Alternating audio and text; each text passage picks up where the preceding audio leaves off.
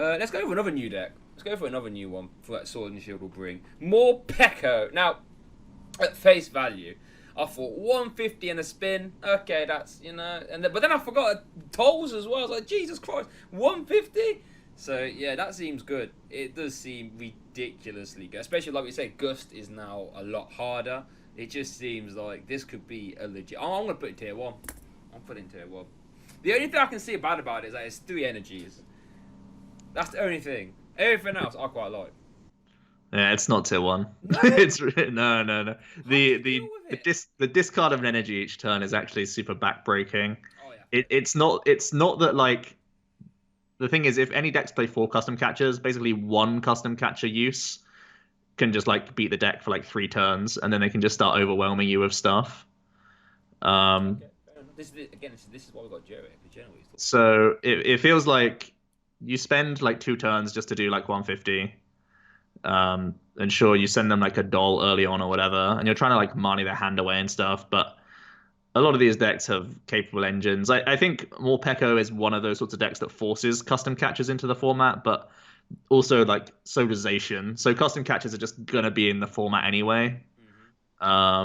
And I think that's just trouble for Morpeko. It doesn't really stand up on its own a lot of the time because its damage output is just undone by Malolanas. It's like using a Giratina attack a lot of the time. That's fair. So it's pretty like grim. I don't think it's higher than like 2.5. I initially had really high hopes of the deck.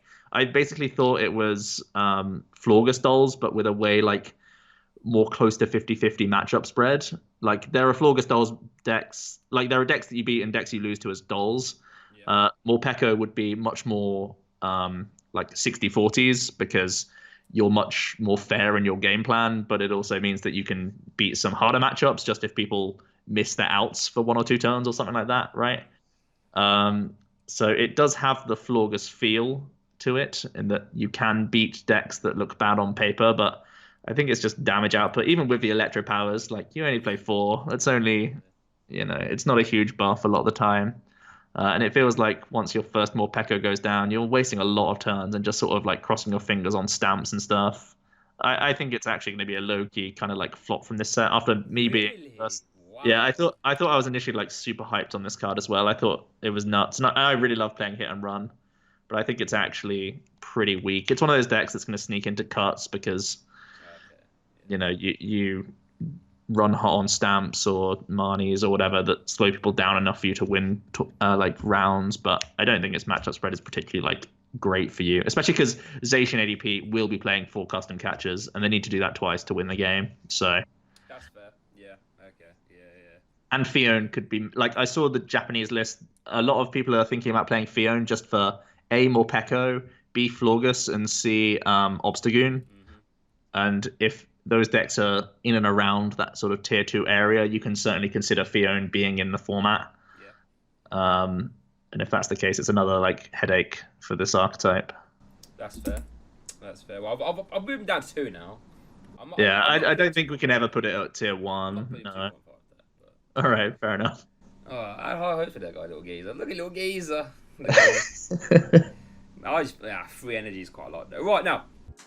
Hey guys, thanks for watching that video, much appreciated. Really hope you enjoyed it. If you did, please don't hesitate to subscribe. I try and put out as much stuff here as I can. Full deck profiles plus games, topic conversational pieces regarding anything in the TCG.